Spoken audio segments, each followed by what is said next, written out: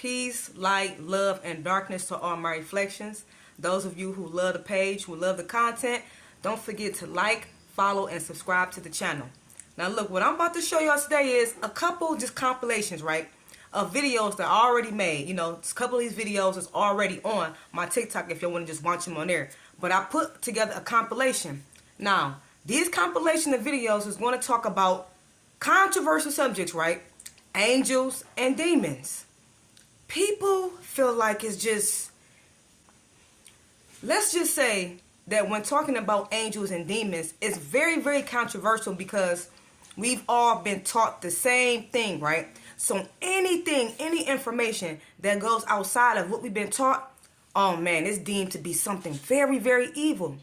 And I can understand the reason why people feel like a lot of information is evil, especially if you have been rooted in only one particular religion. So to be religious to something means something. Look up the word religious, because to be actually religious to something is to be devoted into something. So a lot of people have devoted something, they have devoted themselves into something that they have been born to. So imagine you just, I ain't gonna say imagine because we all know, but a lot of people was just born into certain beliefs and they just automatically devoted themselves into the beliefs they was born into without questioning anything.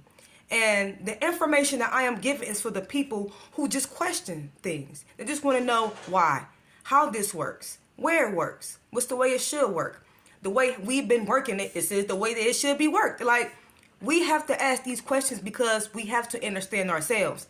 There is no reason why people, family, gods and goddesses, there is no reason why we as a whole should be walking around wondering what we doing here, what happens after death.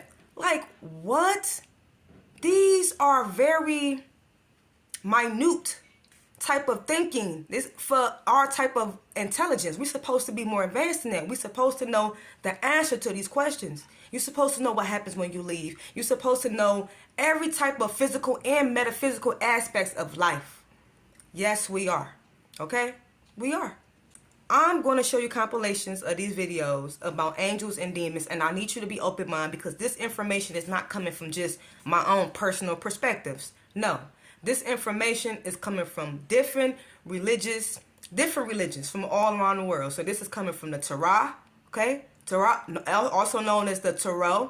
This is also coming from Qabbalistic teachings, okay? This is coming from Buddhism. So it's a lot of different religious aspects combined in one, okay?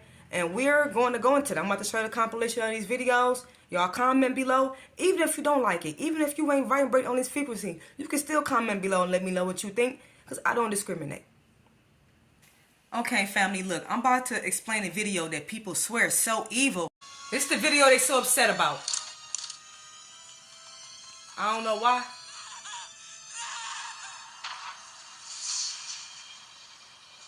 Watch this. This is my part right here. This is my part. Whew, love that part. Whew. Do you see that right there? That beam?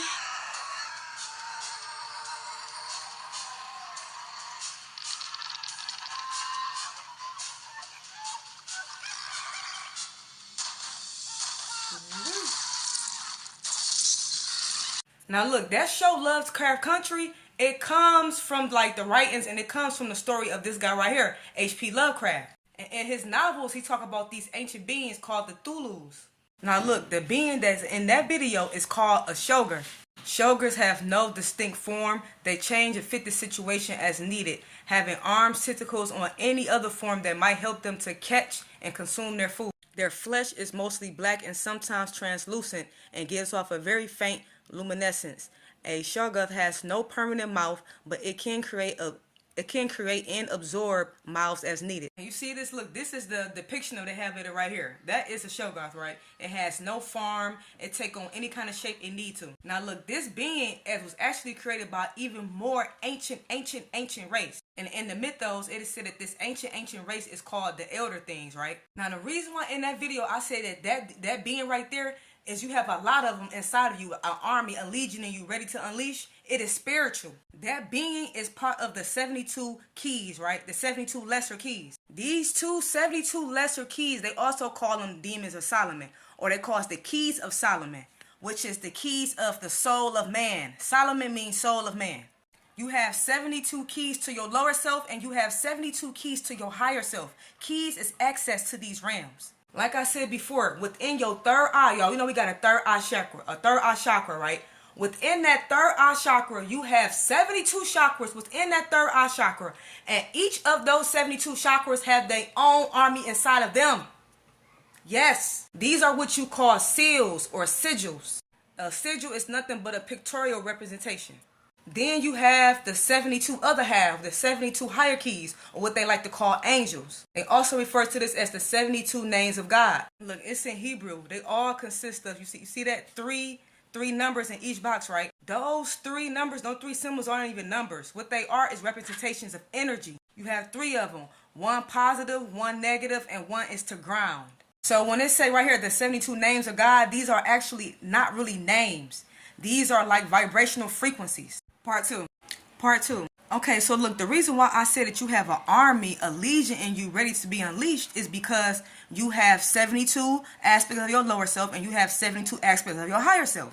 People like calling it angels and demons. So just say you have 72 demons, I guess, and you have 72 angels. People, we have to understand that a lot of these so-called angels and demons, they're not like physical beings. And you know what? Y'all want to know something else? They never said nothing about the angels, right? They never explained the details of the angels nowhere, not the Bible nowhere. Because look, these 72 angels, they actually fall in 9 classifications. Yes, you have actually ranks and hierarchy of different kinds of angels. And these angels are just energetic embodiments and vibratory expressions of qualities and person of the divine. That's all it is. Look, I told you, them 72 angels, they classify in 9 different sections, right? 9 different ranks. They definitely don't have this in the Bible. These 9 hierarchies of angels are by order, right? The seraphim, the cherubim, the thrones, dominions, powers, virtues, principalities, archangels, and angels.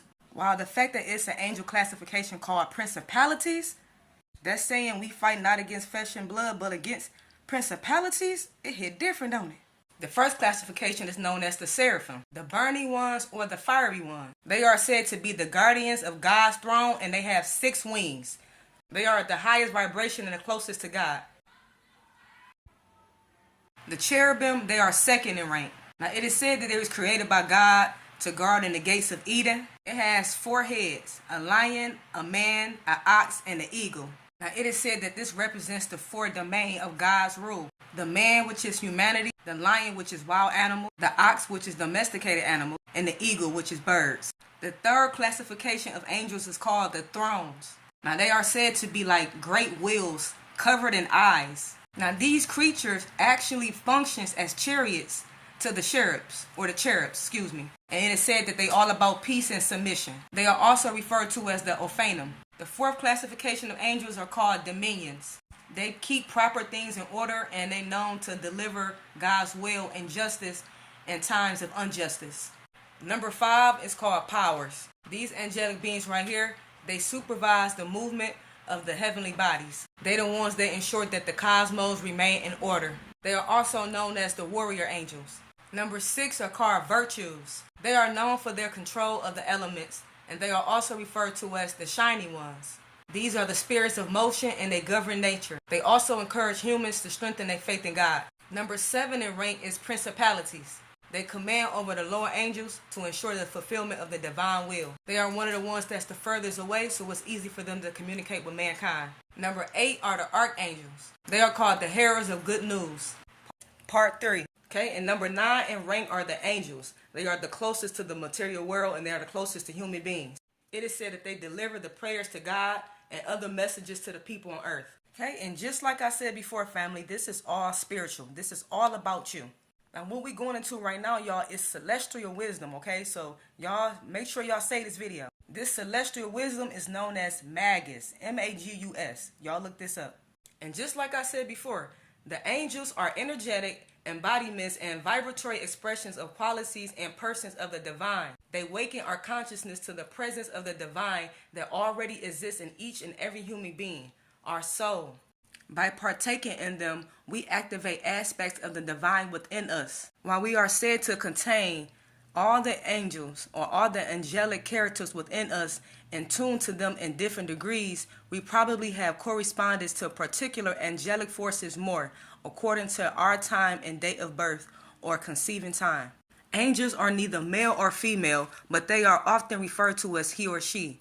They do not have a human form because they are made up of divine energy. Some call it light and love. Angels will protect themselves to us in a manner, angels will project themselves to us in a manner we are most comfortable with, which means we often see them as human. If they have a message to give us, they may even come to us in the form of a departed loved one so as not to scare us. Other ways angels may appear to us is through lights, colors, sounds, feelings, thoughts, dreams, and scents. Let me show you something. Y'all remember this picture right here, right? This biblical picture right here? Now does it have a better understanding to it since we talked about what these beings and what these objects you thought was objects is in this picture? At first you probably didn't have an understanding of what this was, right? Well, we just went through the different type of angels, and these are two different classifications of angels, or so to be angels, you know? And as you can see right here, this is Noah right here. And he getting wisdom from above. Remember we talked about this one right here? This one right here is the thrones. The thrones are said to be great wheels covered in eyes and creatures that function as the actual chariots of the gods. Then look at this right here. What else do you see in the picture with Noah? There right there is the cherubim. The cherubim has 4 heads of a lion, a man, an ox, and an eagle. Man meaning humanity, lion meaning wild animals, ox meaning domesticated animals, and eagle meaning birds. And as the picture is showing you, this right here, which is the thrones, they are said to be chariots, right? So that means there is the chariot of of these angels right here, which are the cherubim. And you know what's so funny? We didn't seen the so-called cherubim before, but why did they make them look like this? This is the depiction we've been seeing of cherubims all this time. But it is said that it's just a representation of their pureness. Yeah, y'all definitely got to come back for part 4.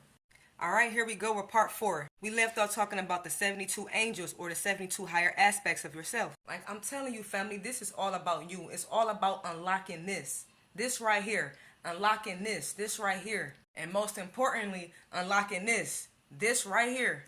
Now, what are the 72 names of God? The 72 names of God, when you combine them all together, it spells out what people say Yahweh, which is YHWH.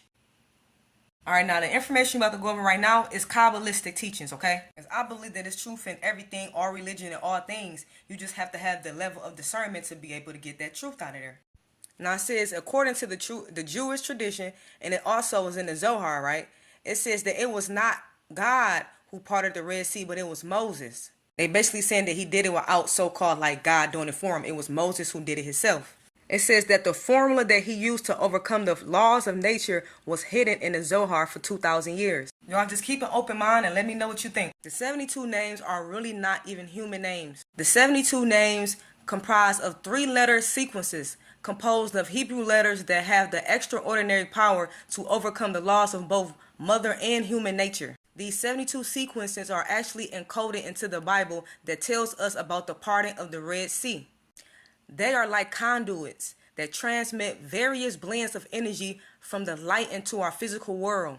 By using the power of the 72 names and overcoming their reactive natures, Moses and the Jews were able to accomplish the miracle of the Red Sea. It is said that the light that this combination emit, it purifies our hearts. Their spiritual influence cleanses destructive impulses from our natures. Their sacred energy removes rash and intolerant emotions, fear, and anxiety from our beings. The Hebrew letters themselves, y'all, the Hebrew letters are instruments of power. In fact, the Hebrew word for letter actually means pulse or vibration, indicating a flow of energy. This is why it has more power speaking it in a different tongue. As you can see with the English language, it's very dead, it's very flat. But with languages that use more vibrational sounds, they're able to actually use the vibrations to manipulate. The Hebrew alphabet transcends religion, race, geography, and the very concept of language. The 3 letters signify 3 spiritual forces: a positive charge, a negative charge, and a ground wire to create a circuit of energy. We've seen this before, right? Some people know it as the tree of life. Okay, family, now, do y'all see each of these circles right here? Each of these circles? There are 10 of them right on here, and they are not just circles, okay? They are dimensional spheres. The 72 angels are divided within these 10 spheres, or these 10 dimensional spheres. And there are 22 paths connecting these 10 spheres. The proper name for these spheres is called the Sephirah.